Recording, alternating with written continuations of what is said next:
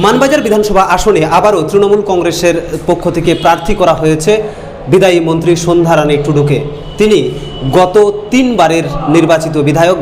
মানবাজার বিধানসভা আসন থেকে আবারও তাকেই প্রার্থী করা হয়েছে। আর প্রার্থী হিসেবে সন্ধ্যা রানী টুডুর নাম ঘোষণা হওয়ার পর থেকেই দলের কর্মীদের ব্যাপক উচ্ছ্বাস দেখা যায়। জিতুজুড়ি তৃণমূল কংগ্রেস কার্যালয়ে প্রার্থী হিসেবে নাম ঘোষণার পর থেকেই কর্মী সমর্থকরা উপস্থিত হয় এবং উচ্ছ্বাসে ফেটে পড়েন। দেখুন,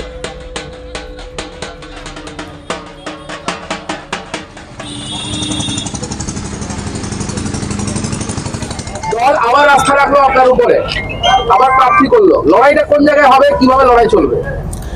নমস্কার। প্রথমে আমি মাননীয় মুখ্যমন্ত্রী মমতা বন্দ্যোপাধ্যায়কে আমি প্রণাম জানাই, জোহার জানাই। আমার উপর দিদির দায়িত্ব দিয়েছেন। আবার আমি যেভাবে দায়িত্ব পেয়েছি দিদির নির্দেশ অনুযায়ী আমি আমার বিধানসভা, মানবাজার বিধানসভা, আমি সমস্ত রকম দায়িত্ব নিয়ে কাজ করব। দিদির নির্দেশ অনুযায়ী আমি কাজ করব। আপনি জয়ে আসার পরে এবার কাজ কি থাকবে? প্রথম আমি 2011 সাল থেকে, যখন থেকে আমরা আমাদের মামাটি মানুষের সরকার মাননীয় মুখ্যমন্ত্রী মমতা বন্দ্যোপাধ্যায় যখন 2011 সালে আমাকে দায়িত্ব দিয়েছিলেন, সেই তখন থেকে আমরা মানবাজার বিধানসভায় আমরা অনেক কাজ করেছি। দিদি সহযোগিতা করেছেন। মাননীয় মুখ্যমন্ত্রী মমতা বন্দ্যোপাধ্যায় যেভাবে নির্দেশ দিয়েছেন, আমাদের মানবাজার বিধানসভায় অনেক কাজ হয়েছে। আমাদের সাব ডিভিশন হয়েছে, আমাদের কিষাণ মান্ডি হয়েছে, আমাদের ফায়ার ব্রিগেড হয়েছে, আমাদের হাইরোড হয়েছে বড়। এছাড়া রাস্তাঘাট থেকে শুরু করে, পুকুর থেকে শুরু করে আমাদের বড় বড় কাজ হয়েছে।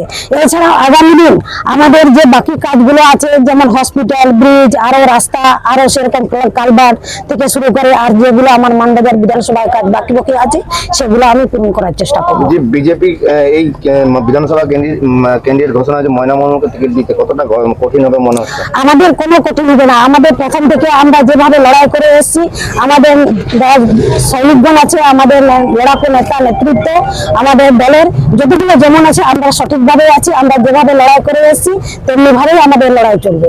সাধারণ মানুষের কাছে প্রচার কি হিসেবে প্রচার করবেন? আমাদের দিদি যেগুলো প্রকল্প, আমাদের প্রায় 100টার মতো প্রকল্প দিয়েছেন, সরকারিভাবে বেসরকারিভাবে। এছাড়া প্রকল্প ভাতা দিয়েছেন, ভাতা পেয়েছে অনেক। আমাদের সেই ভাতার সরকারিভাবে পেয়েছে, বেসরকারিভাবে আমাদের লক্ষ্মী ভান্ডার, কৃষক ভাতা, স্বাস্থ্য সাথী, যুব সাথী, আমাদের বার্ধক্য ভাতা, সবুজ সাথী সাইকেল, মিড ডে মিল, এইভাবে আমাদের প্রায় 80-90-100টা আমাদের প্রকল্প দিদি দিয়েছেন। সেই উন্নয়নগুলো, সেই প্রকল্পগুলো আমরা গ্রামগঞ্জে প্রচার করব। আমাদের নেতৃত্বরা যারা আছেন, যারা আমাদের লড়াকু নেতা নেত্রী, সবাই মিলে আমরা দিদির উন্নয়নের বার্তা আমরা গ্রামে গঞ্জে পৌঁছে দেবে। এইভাবে আমাদের প্রচার চলবে। কর্মী উদ্দেশ্যে কি বলবেন? কাকে ভাবছেন বিরোধী হিসেবে, কাকে ভাবছেন? এখানে আমাদের দলের সব একনিষ্ঠ, সবাই সৈনিক। এখানে আমাদের দলের মধ্যে বিরোধী কেউ নেই। আজকে কর্মীর উদ্দেশ্যে কি বলবেন? আমাদের কর্মীর উদ্দেশ্যে বলবো, একসঙ্গে আমরা কাঁধে কাঁধ মিলিয়ে লড়বো, একসঙ্গে চলবো।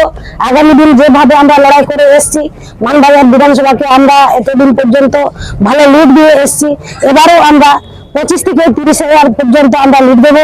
আশা রাখবো এর থেকেও যাতে আরো আমরা বেশি লিড দিতে পারি। আমাদের যারা লড়াকু নেতা নেত্রী আছে সবাই মিলে এই বার্তায় আমি দিয়েছি, আগেও দিয়েছি, আজকেও আমরা একসঙ্গে কাজ করবো। আপনারা দেখছেন রূপসী বাংলা মিডিয়া। এখন একটা ছোট্ট বিরতি, ফিরে আসছি বিরতির পর। পুরুলিয়ায় পাত্রপাত্রী যোগাযোগের একমাত্র বিশ্বস্ত প্রতিষ্ঠান বিবাহ পরিচয়। আপনার মনের মতো জীবনসঙ্গী খুঁজতে পাশে রয়েছে বিবাহ পরিচয়।